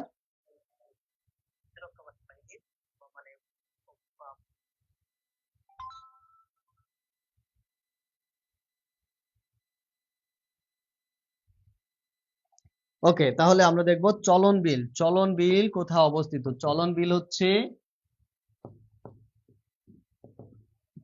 হচ্ছে নাটোর ও সিরাজগঞ্জ এই দুইটা জেলায় অবস্থিত। পদ্মা নদী, পদ্মা নদী বাংলাদেশের কোন জেলা দিয়ে প্রবেশ করেছে? প্রাইমারি নিয়োগ পরীক্ষা 2015। রাজশাহী, চাঁপাইনবাবগঞ্জ, কুষ্টিয়া নাকি মেহেরপুর? আমি একটু বলে দিই, সেটা হচ্ছে রাজশাহী বিভাগে, রাজশাহী বিভাগের একটা জেলা দিয়ে প্রবেশ করেছে, সেই জেলাটার নাম কি? পদ্মা নদী বাংলাদেশের কোন জেলা দিয়ে প্রবেশ করেছে? পদ্মা নদী যেখানে প্রবেশ করেছে, অর্থাৎ ভারতে যখন ছিল তখন তার নাম ছিল হচ্ছে গঙ্গা। বাংলাদেশের একটা জেলা দিয়ে প্রবেশ করেছে, সেই জেলাটার নাম কি? আপনারা সবাই একটু অ্যান্সার দিবেন। এই প্রশ্নের অ্যান্সারটা সবার লিখতে হবে। অলরেডি 70+ ভাই বোন রয়েছেন, এই 70+ ভাই বোন এই প্রশ্নের অ্যান্সারটা দিবেন, কারণ এটা খুবই খুবই গুরুত্বপূর্ণ। ঠিক আছে, খুবই গুরুত্বপূর্ণ প্রশ্ন।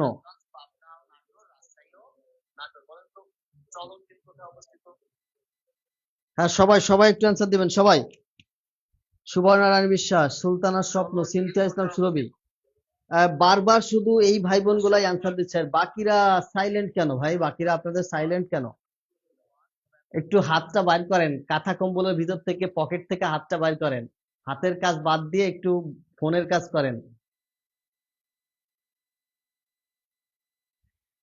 তো আমরা এটা দেখেছি, আমরা জানি যে আমরা এটা আলোচনা করেছিলাম কই গেল সেটা? আমরা আলোচনা করেছিলাম যে পদ্মা নদী বাংলাদেশের রাজশাহী বিভাগের চাঁপাই নবাবগঞ্জ জেলা দিয়ে প্রবেশ করেছে। তাহলে বিভাগটার নাম ছিল হচ্ছে রাজশাহী, জেলাটার নাম হচ্ছে চাঁপাই নবাবগঞ্জ। এই চাঁপাই নবাবগঞ্জ দিয়ে যখন পদ্মা নদীটা প্রবেশ করলো তখন সেটার নাম হলো কি? তখন সেটার নাম হলো, মানে আগে তো গঙ্গা ছিল, গঙ্গা নদীটা চাঁপাই নবাবগঞ্জ জেলা দিয়ে প্রবেশ করে ধারণ করেছে পদ্মা। ঠিক আছে? বাংলাদেশের সবচেয়ে উঁচু পাহাড়ের চূড়ার নাম কি? বাংলাদেশের সবচেয়ে উঁচু পাহাড়ের চূড়ার নাম কি? 26তম বিসিএস। কেওক্রাডং, তাজিংডং, গারো নাকি লালমাই পাহাড়? মনে রাখবেন, শুধু এটা বলে দিই যে এই কেওক্রাডং আগে সব থেকে উঁচু ছিল, মানে যখন যখন পর্যন্ত ওর থেকে আর বড় কোনোটা আবিষ্কার হয়নি, এই কেওক্রাডং ছিল হচ্ছে সব থেকে উঁচু। এটা সম্ভবত 1070 মিটার উঁচু, আর সেটা হচ্ছে 1280 মিটার। অর্থাৎ এই কেওক্রাডং ছিল বাংলাদেশের সর্বোচ্চ পর্বত শৃঙ্গ, কিন্তু পরবর্তীতে আরেকটা পর্বত শৃঙ্গ আবিষ্কৃত হয়েছে, সেটা এই কেওক্রাডং ছিল হচ্ছে 1070 মিটার, আর সেটা হচ্ছে 1280 মিটার। তো সেইটার নাম কি সবাই একটু বলবেন, সেই পর্বত শৃঙ্গটার নাম কি? তবে আমি এটাও বলে দিচ্ছি, তার আরেকটা নাম ছিল হচ্ছে বিজয়। তার আরেকটা নাম হচ্ছে বিজয়। তো দেখি এটার অ্যান্সার কে দিতে পারেন। এই অ্যান্সারটা সবাই না দেওয়া পর্যন্ত নেক্সট কোশ্চেনে যাব না। এই প্রশ্নের অ্যান্সারটা সবাই না দেওয়া পর্যন্ত আমরা নেক্সট কোশ্চেনে যাব না। সবাই অ্যান্সারটা দিবেন, সবাই একটু অ্যান্সারটা দিবেন সবাই। হ্যাঁ, সবাই একটু অ্যান্সারটা দিবেন। কোশ্চেন নাম্বার 23, কোশ্চেন নাম্বার 23 এর অ্যান্সার সবাই দিবেন, তারপর আমরা নেক্সট কোশ্চেনে যাব। নুরুল ইসলাম লিখেছেন তাজিংডং, সুভাষ শাবনুর বানু লিখেছেন 23-এর খ তাজিংডং। সুমি ইসলাম লিখেছেন বি। হ্যাঁ প্রিয় ভাই বোনেরা, সবার অ্যান্সার সঠিক। কালবি শিকদার, আপনার নাম পড়া হয়নি, আমি আন্তরিকভাবে দুঃখিত। আসলে অনেক অনেক ভাই বোন কমেন্ট করে, তো সবার নাম পড়া হয় না, আপনারা মাইন্ড করবেন না ভাই বোনেরা। আপনারা যদি মাইন্ড করেন তাহলে কি হবে, আহ, দু একজনের নাম আসলে, মেইনলি ব্যাপারটা হচ্ছে যে একটা প্রশ্ন যখন আসে তখন মাত্র 3-4 জনের নামটা পড়ি, তারপরে কি করি, আমরা নেক্সট কোশ্চেনে চলে যাই। না হলে সবার নাম পড়তে গেলে তো আসলে সম্ভব না, তাই না? তাহলে বাংলাদেশের সর্বোচ্চ পর্বত শৃঙ্গের নাম হচ্ছে তাজিংডং, পূর্বে ছিল কেওক্রাডং। এই কেওক্রাডং আমি ঘুরতে গিয়েছি। কেওক্রাডং এ আসলে খুবই তাজিংডং যেতে দেয় না, সেনাবাহিনীর ইয়ে রয়েছে, কেওক্রাডং পর্যন্ত যেতে পারবেন, খুবই সুন্দর একটা জায়গা। নেক্সট কোশ্চেন, লালমাই পাহাড় কোন জেলায় অবস্থিত? প্রাইমারি প্রধান শিক্ষক পরীক্ষা 2010-এ আসছে, লালমাই পাহাড় কোথায় অবস্থিত? সিলেট, চট্টগ্রাম, কুমিল্লা নাকি ব্রাহ্মণবাড়িয়া? সিলেট, চট্টগ্রাম, কুমিল্লা নাকি ব্রাহ্মণবাড়িয়া? সবাই অ্যান্সার দেন তো।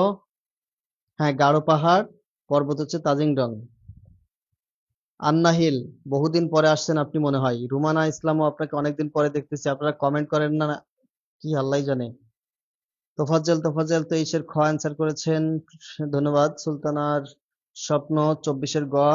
জেসমিন কুমিল্লা, সুবর্ণা রানী গ, তাসফিয়া কুমিল্লা। হ্যাঁ, তাহলে আমরা এটা সবাই জানি কম বেশি যে লালমাই পাহাড়, এই লালমাই পাহাড়টা হচ্ছে কুমিল্লায় অবস্থিত। হ্যাঁ,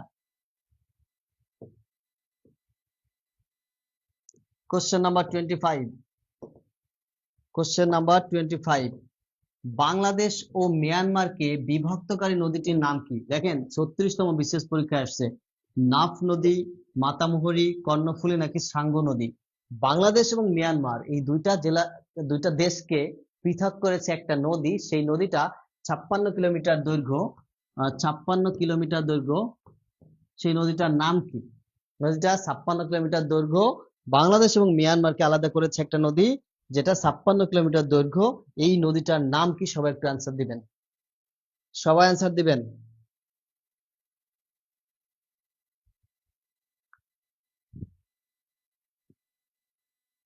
কোশ্চেন নাম্বার 25, নাফ নদী, নাফ নদী, নাফ নদী।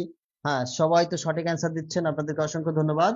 তাহলে বাংলাদেশ এবং মিয়ানমার এই দুইটা দেশকে বিভক্ত করেছে একটা নদী, সেই নদীটার নাম হচ্ছে নাফ নদী, আর এই নাফ নদী হচ্ছে 56 কিলোমিটার। 56 কিলোমিটার দৈর্ঘ্য এই নদীটা। তার এক দেশে, এক পাশে হচ্ছে বাংলাদেশ আর এক পাশে হচ্ছে মিয়ানমার। সুন্দরবন, সুন্দরবন কত শতাংশ বাংলাদেশের অংশে পড়েছে? 37তম বিসিএস পরীক্ষা। 40%, 50%, 60 নাকি 71%? বলেন তো। এই প্রশ্নটা আউট অফ টপিক থেকে এসেছে। সুন্দরবন কত শতাংশ বাংলাদেশে পড়েছে? এই প্রশ্নটা একটু অ্যান্সার করবেন যে সুন্দরবনের কত শতাংশ বাংলাদেশের মধ্যে আছে? 40%, 50%, 60% নাকি 71%? বলেন তো।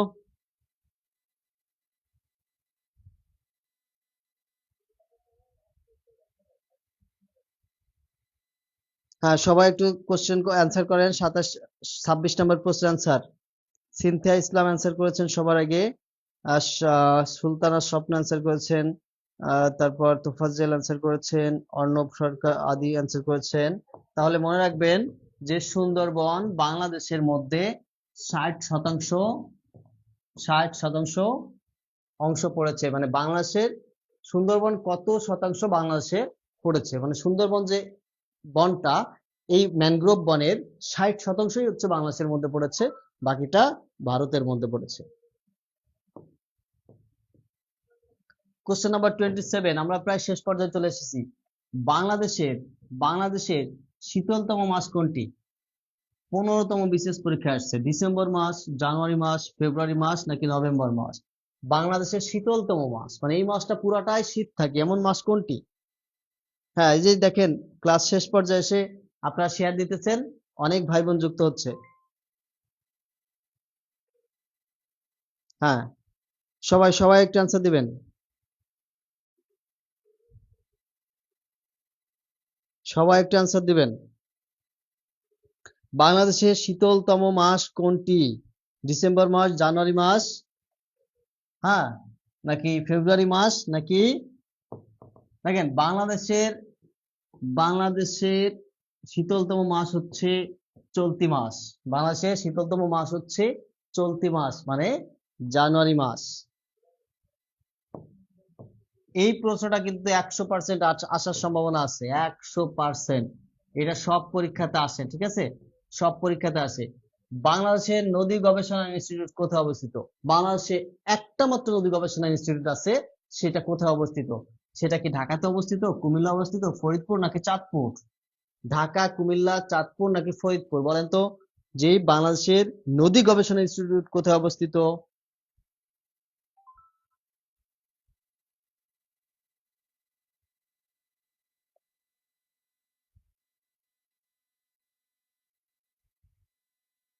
হ্যাঁ, সবাই একটু অ্যান্সার করেন। এই প্রশ্নের অ্যান্সারটা সবাই করবেন। সবাই একটি প্রশ্ন অ্যান্সারটা করেন। কোশ্চেন নাম্বার কত? 28। আর মাত্র দুইটা প্রশ্ন বাকি আছে, আর দুইটা প্রশ্ন বাকি আছে। ওকে, ফাইন, সবাই সঠিক অ্যান্সার দিচ্ছেন। তাহলে এটা হচ্ছে ফরিদপুরে। ওকে, যমুনা নদী কোথায় পদ্মার সাথে মিলিত হয়েছে? প্রাইমারি পরীক্ষা 2013। যমুনা নদী কোথায় পদ্মার সাথে মিলিত হয়েছে? পদ্মার সাথে আমরা জানি দুইটা নদী মিলিত হয়েছে। একটা হচ্ছে এখানে, আর একটা ওই দূরে গিয়ে মিলিত হয়েছে। একটা হচ্ছে চাঁদপুরে মিলিত হয়েছে, সেটার নাম মেঘনা। আর এখানে একটা মিলিত হয়েছে, সেটার নাম যমুনা। যমুনা নদী কোথায় মিলিত হয়েছে? গোয়ালন্দ।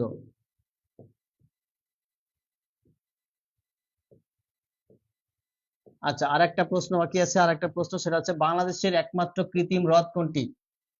বাংলাদেশের একমাত্র কৃত্রিম হ্রদ কোনটি বলেন তো?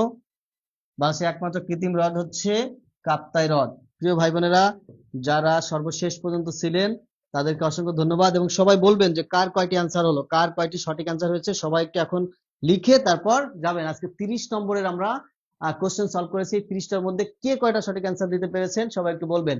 আর সেই সাথে একটা কথা বলে রাখি, সেটা হচ্ছে আমাদের প্রাইমারি হেডমাস্টার কোর্স এবং নিবন্ধন 19তম নিবন্ধন কোর্স, দুটা মিলে হচ্ছে 2500 টাকা আমাদের কোর্স ফি। আমরা আজকের জন্য মাত্র 499 টাকায় ভর্তি নিব। আজকের জন্য 499 টাকায় ভর্তি হলে আপনার জেনারেল পার্ট, বাংলা, ইংরেজি, গণিত, বিজ্ঞান, সাধারণ জ্ঞান এবং সেই সাথে আপনার যে বিষয়ভিত্তিক পার্টটা আছে, এই বিষয়ভিত্তিক পার্টটাও আমরা কমপ্লিট করে দিব। কোর্স ফি আজকের জন্য মাত্র 499 টাকা, মাত্র 499 টাকা, যেটা কেউ কোনোদিন দিতে পারবে না। অনেক প্রতিষ্ঠান শুধুমাত্র জেনারেল পার্ট 1,1200 টাকা 1300 টাকায় ভর্তি নিচ্ছে, আর আমরা 499 টাকায় আপনাদের তার থেকে বেটার সার্ভিস দেবো ইনশাল্লাহ, কথা দিলাম। তো প্রিয় ভাই বোন, যারা এখনো পর্যন্ত, আমরা অলরেডি নিবন্ধন ব্যাচের একটা ক্লাস নিয়েছি, আজকে ওরিয়েন্টেশন ক্লাস ছিল। ওরিয়েন্টেশন ক্লাসে তাদেরকে রুটিনটা বোঝানো হয়েছে, কিভাবে ক্লাসগুলো পরিচালিত হবে, কিভাবে তারা ক্লাসগুলো করবে, এক্সামগুলো কিভাবে তারা দিবে, সেইগুলো দেখানো হয়েছে। এখনো মূল ক্লাস শুরু হবে আগামী কাল অথবা পরশুদিন থেকে। তো যারা এখনো পর্যন্ত ভর্তি হননি, প্রথম থেকে একদম প্রথম ক্লাস থেকে আপনারা পেতে চান, তারা আজকের মধ্যে ভর্তি হয়ে যাবেন মাত্র 499 টাকায়। কালকে থেকে আমাদের কোর্স ফি কিন্তু বেড়ে যাবে, কালকে থেকে 100% কোর্স ফি বেড়ে যাবে। তো আমাদের নিবন্ধনের যে কোর্সটা চলমান, সেই কোর্সটা আজকে ওরিয়েন্টেশন ক্লাস হয়েছে। আমাদের বিকাশ নাম্বার হচ্ছে 01703778879। এটা হচ্ছে আমাদের বিকাশ নগদ রকেট, বিকাশ নগদ রকেট। একই সাথে আপনারা কি করতে পারবেন, টাকা পাঠাতে পারবেন। তো যারা নিবন্ধন কোর্সটা আমাদের সাথে করতে চান, তারা হচ্ছে 01703778879, এই নাম্বারটা। একই সাথে ভাইয়া, একই সাথে বিকাশ, একই সাথে বিকাশ, একই সাথে নগদ, একই সাথে বিকাশ, বিকাশ নগদ, একই সাথে নগদ এবং একই সাথে রকেট। আপনার টাকা পাঠায় স্ক্রিনশট দিলেই হয়ে যাবে। আমাদের কোর্স ফি হচ্ছে, আমাদের কোর্স ফি অনেক বেশি, আপনারা জানেন যে আমাদের কোর্স ফি হচ্ছে 2500 টাকা। আমরা আজকের জন্য মাত্র 499 টাকায় ভর্তি নিচ্ছি। যারা ভর্তি হতে ইচ্ছুক, প্রথম ক্লাস থেকে পেতে চান, তারা আর দেরি করবেন না, একেবারে প্রথম ক্লাস বেসিক থেকে শুরু হবে। যারা প্রথম ক্লাস থেকে মিস করতে না চান, তারা আজকের মধ্যে ভর্তি হয়ে যাবেন, কালকে থেকে কোর্স ফি বেড়ে যাবে। আর আজকে আমাদের পেইড ব্যাচে ওরিয়েন্টেশন ক্লাস হয়েছে, আপনি যদি ভর্তি হন তাহলে ওরিয়েন্টেশন ক্লাসটা করে নিতে পারবেন, অর্থাৎ প্রথম থেকে ক্লাসটা আপনি পাবেন। জেনারেল পার্টের যে বিষয়গুলো থাকে, বাংলা, ইংরেজি, গণিত, বিজ্ঞান, সাধারণ জ্ঞান, এই 100 নম্বর এবং সেই সাথে আপনার যে বিষয়ভিত্তিক 100 নম্বর, টোটাল যে 200 নম্বরের পরীক্ষা হবে, এই 200 নম্বরের প্রস্তুতি আমাদের এখান থেকে নিতে পারবেন মাত্র 499 টাকায়। যারা আমাদের সাথে নিতে চান, তারা কি করবেন, 01703778879, এই নাম্বারটা, একই সাথে বিকাশ, একই সাথে নগদ, একই সাথে রকেট এবং একই সাথে সেই নাম্বারটা হচ্ছে হোয়াটসঅ্যাপ নাম্বার। আপনার টাকা পাঠিয়ে হোয়াটসঅ্যাপে মেসেজ দিবেন, সাথে সাথে আপনাকে সিক্রেট গ্রুপে অ্যাড করে দেওয়া হবে এবং আজকের যে ক্লাসটা হয়েছে সেই ক্লাসের রেকর্ডটা আপনি সাথে সাথে পেয়ে যাবেন। আজকে যে ওরিয়েন্টেশন ক্লাস হয়েছে, আমরা টোটাল 90 দিনের যে প্ল্যান করে আগাচ্ছি, যে 90 দিন কিভাবে আমরা তাদের ক্লাসগুলো নিব, ডিটেলস আপনি দেখতে পারবেন যে কত সুন্দর করে কোর্স প্ল্যানটা তৈরি করা হয়েছে আপনাদের জন্যই শুধু। তো প্রিয় ভাই বোন, যারা যারা জয়েন করতে চান, তারা এখনই টাকা পাঠিয়ে আমাকে স্ক্রিনশট দিলেই আপনাকে আমরা গ্রুপে অ্যাড করে নিব। কালকে থেকে কোর্স ফি বেড়ে যাবে। যারা নিবন্ধন এবং প্রাইমারি হেডমাস্টার বিজ্ঞাপন, ভাই জান অনেক হয়েছে, অনেক হয়েছে জান একটা। হ্যাঁ।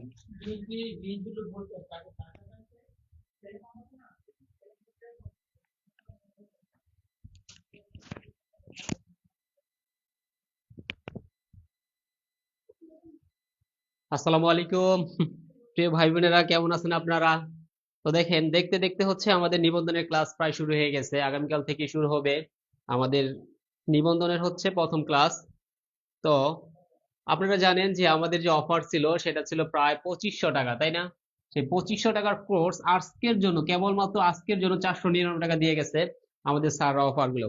তো সেই অফারটা পেতে গেলে আপনাদের কি করা লাগবে, বিকাশ, নগদ, রকেট, যে কোনো একটা নাম্বারে হচ্ছে, যে কোনো একটাতে আপনি কি করতে পারেন, নাম্বারটা হচ্ছে আমাদের 01703778879। এই নাম্বারে হচ্ছে সেন্ড মানি করে, এই নাম্বারে হোয়াটসঅ্যাপ করা আছে, আপনি হোয়াটসঅ্যাপে যোগাযোগ করলেই আমরা আপনাদেরকে সিক্রেট গ্রুপের লিঙ্কটা দিয়ে দিব। তো সবাই দেরি না করে হচ্ছে এই অফারটি নিয়ে নেন। এটাই মনে হয় সর্বনিম্ন অফার, সর্বনিম্ন অফার হচ্ছে 499 টাকা। 499 টাকা হচ্ছে সর্বনিম্ন অফার, এর থেকে আর কখনো কমে পাবেন না।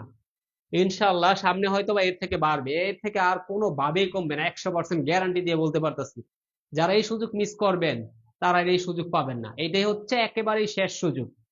তো দ্রুত হচ্ছে এই সুযোগটা লুফে নেন, দ্রুত লুফে নেন। ইনশাল্লাহ এখানে আমাদের জানেন যে আমাদের টোটাল ক্লাস হবে প্রায় 80টির মতন মনে হয় ক্লাস হবে। তো আমাদের এখানে দেখেন যে বাংলা, সরি 80-র উপরে ক্লাস হবে। বাংলা ক্লাস হচ্ছে আমাদের, দেখেন বাংলা ক্লাসে হচ্ছে 40টি, তারপর ইংরেজি ক্লাস আছে 40টি, সাধারণ ক্লাস হবে 40টি, গণিত ক্লাস হবে 40টি, অর্থাৎ 160টা শুধু ক্লাস। তারপর আবার মডেল টেস্ট হবে কি 10টা। বুঝতেছেন কি পরিমাণ? তো আপনারা দ্রুত দেরি না করে হচ্ছে আজকের জন্য অফারে 499 টাকা, দ্রুত ভর্তি হয়ে যান শুধু আজকের জন্য। ভর্তি হওয়ার জন্য দেখেন, ভর্তির জন্য নাম্বারটা হচ্ছে 01703778879। সবাই একটু দ্রুত ভর্তি হয়ে যান। যে ভাই বোনেরা হচ্ছে ভর্তি হচ্ছেন তারা একটু হোয়াটসঅ্যাপে নক দেন, হোয়াটসঅ্যাপে একটু নক দেন, ঠিক আছে? আমরা আপনাদেরকে অ্যাড করে নিচ্ছি। হ্যাঁ, রিয়া শাহ আপু, আপনার টাকাটা পেয়েছি। জি জি।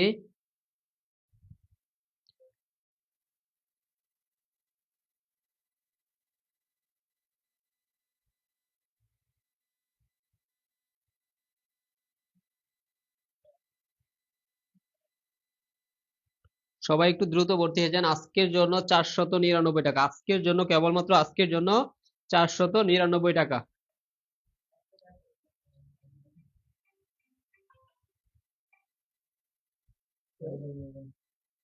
33 চলেছে। শেখ কারিশমা, ওয়ালাইকুম আসসালাম, কেমন আছেন আপনি?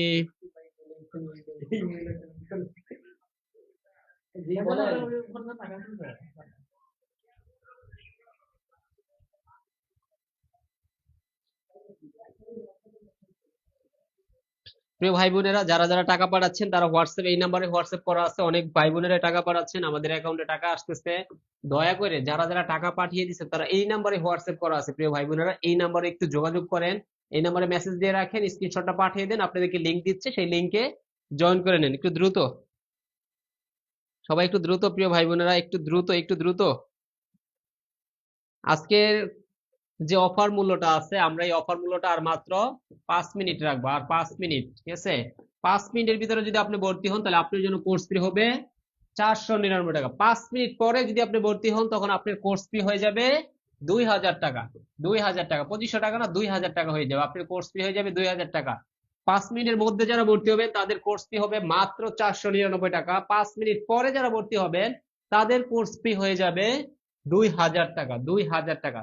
সো এত বড় সুযোগ মনে হয় না যে মিস করা ঠিক হবে। তো দ্রুত হচ্ছে, দ্রুত দ্রুত প্রিয় ভাই বোনেরা, একটু দ্রুত। আর যারা টাকা পাঠাচ্ছেন, আমরা দেখতেছি আমাদের অ্যাকাউন্টে অনেকেরই টাকা আসতেছে। দয়া করে প্রিয় ভাই বোনেরা, আপনারা হচ্ছে এই যে নাম্বারটা, এই যে নাম্বারে টাকা পাঠাইছে, এই নাম্বারে হোয়াটসঅ্যাপ নাম্বার, আপনি হোয়াটসঅ্যাপে একটু দ্রুত যোগাযোগ করেন।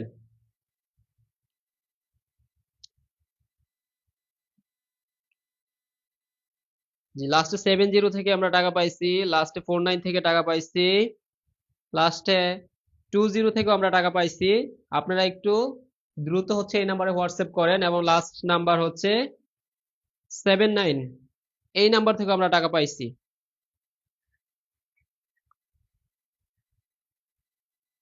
আপনারা একটু দ্রুত, এই নাম্বারে হোয়াটসঅ্যাপ করা আছে, হোয়াটসঅ্যাপে একটু যোগাযোগ করেন একটু দ্রুত। আরো অনেক নাম্বার থেকে টাকা আসতেছে প্রিয় ভাই বোনেরা, আপনারা হচ্ছে হোয়াটসঅ্যাপে একটু যোগাযোগ করেন। আমাদেররা হচ্ছে আপনাদেরকে দ্রুতই সিক্রেট গ্রুপে যুক্ত করে নেব, খুব দ্রুতই প্রিয় ভাই বোনেরা। আজকের ক্লাস পাননি,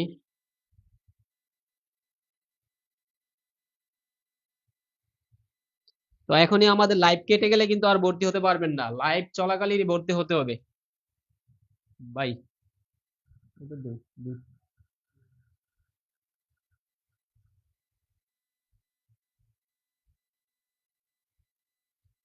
তো আজকের জন্য কিন্তু আমরা লাইভটা কেটে দিচ্ছি প্রিয় ভাই বোনেরা, আর সুযোগ পাবেন না। তো যারা যারা ভর্তি হয়েছেন তাদেরকে হচ্ছে অগ্রিম শুভেচ্ছা জানাচ্ছি।